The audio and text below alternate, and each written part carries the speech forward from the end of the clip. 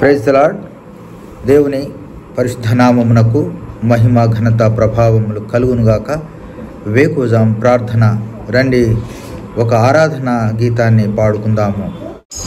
నా శత్రువులు నన్ను చూటినను, నరకపు పాశము తరికాటినను. నా శత్రువులు నన్ను చూటినను, నరకపు పాశములరికాటినను. వరదవలే భక్తి హీనులు పోర్లిన, వరదవలే భక్తి హీనులు పోర్లిన.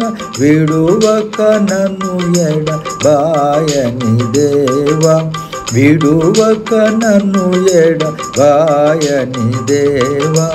యెహోవా నా బలమా, యథార్థమైనది నీ మార్గం, పరిపూర్ణమైనది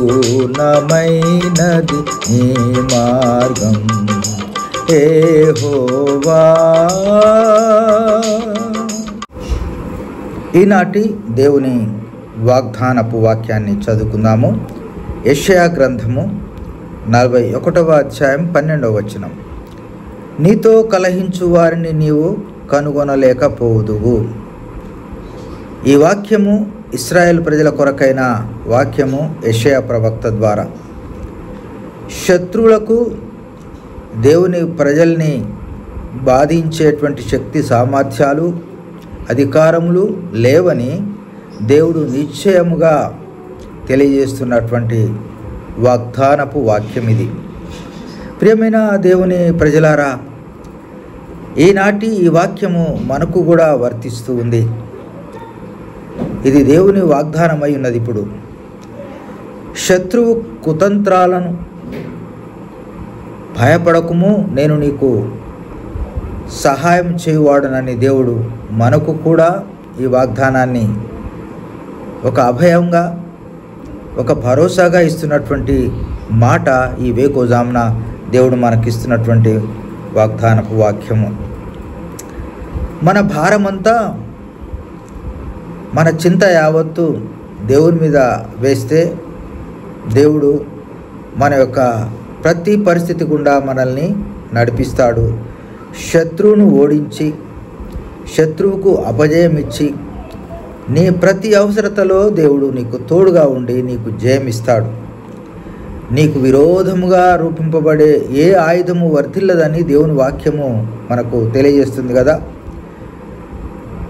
నీకు వ్యతిరేకంగా నిలబడినటువంటి శత్రువు నీవు కనుగొనాలంటే కనుగొనలేకపోదు. అంటే దేవుడు శత్రువుని సమూలంగా నాశనం చేస్తాడని అర్థం. ప్రియమైన దేవుని ప్రజలారా, ఈ వేకుజామున దేవుడు మనకు ఇచ్చినటువంటి ఈ వాగ్దానం ఏమిటంటే, మనం ఎట్టి పరిస్థితుల గుండా ప్రయాణం అవుతున్నా, ఎన్ని క్లిష్ట పరిస్థితుల గుండా ప్రయాణం అవుతున్నా, మన ముందు కొండలాంటి సమస్యలు ఉన్నా, మన జీవితం మీద మనకు ఒక భరోసా లేని పరిస్థితుల్లో, గమ్యము దారి దొరకనటువంటి స్థితిగతుల్లో మనం ఉన్నప్పుడు, మనం దేవుని మీద ఆధారపడినట్లయితే, మన చింత యావత్తు ఆయన మీద వేసినట్లయితే, మన భారాన్ని భరించే దేవుడు మన దేవుడు. కనుక మనము నిశ్చింతగా ఉండి దేవుని వైపు చూస్తూ సాగిపోవడానికి దేవుని వాక్యం మీద సంపూర్ణమైనటువంటి విశ్వాసం కలిగిన వారమై ముందుకు సాగిపోదాం. ఈ దినమంతా దేవుడు నీ ప్రతి పరిస్థితిలో నీకు తోడుగా ఉంటాడు.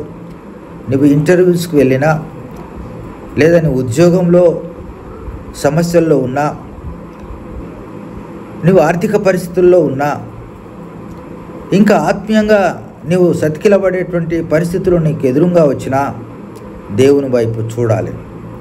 వారు ఆయన తట్టు చూడగా వారికి వెలుగు కలిగెను, వారి ముఖములెన్నడూ లజ్జింపకపోవునని దేవుని వాక్యం సెలవిస్తుంది కదా.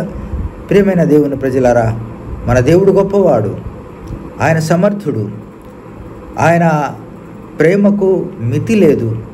ఆయన నిన్ను నన్ను ప్రేమించి కనికరించి ఈ లోకంలో ఆయన కొరకు వాడుకుంటున్నాడు. కనుక భయపడనక్కరలేదు. దేవునితో మనము సహవాసం చేస్తూ, ఆయన మాట వింటూ, ఆయన కట్టడలను అనుసరిస్తూ, ఆయన త్రోవలో నడిచి మన సమస్త పరిస్థితుల గుండా విజయాన్ని పొందుతూ ముందుకు సాగిపోవడానికి ప్రభువు మనకు కృపనిచ్చి నడిపించునుగాక. రండి ప్రార్థన చేసుకుందాం. ప్రేమ కలిగిన మా ప్రియ పరలోకపు తండ్రి, మహోన్నతుడా, నీకు వందనాలు, స్తోత్రాలు. ఈ వేకుజామున మీరు మాకు ఇచ్చినటువంటి చక్కని వాగ్దానపు వాక్యాన్ని బట్టి వందనాలు. మా శత్రువులను ప్రభువా నీవు నిర్మూలం చేసేవాడవు. మా శత్రువు ఎవడు? సైతానుడే. నాయన, నీ యొక్క వెలుగులో మేము ప్రయాణం చేస్తున్నప్పుడు వాడు ఎన్నో ఆటంకాలు కలిగిస్తాడు. మా ప్రతి ఆత్మీయ జీవిత పోరాటంలో ప్రభువా వాడు ఎన్నో అనుమానాలను తీసుకొని వస్తాడు. అపజయానికి వాడు మార్గాలు వేయడానికి ప్రయత్నిస్తాడు. నీవు ఉండగా శత్రువుకు జయము కలగదు. మాకు ఎప్పుడు కూడా నాయన జయమే.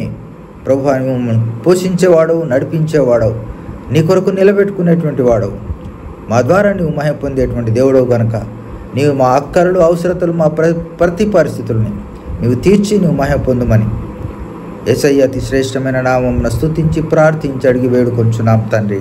ఆమేన్. Praise the lord.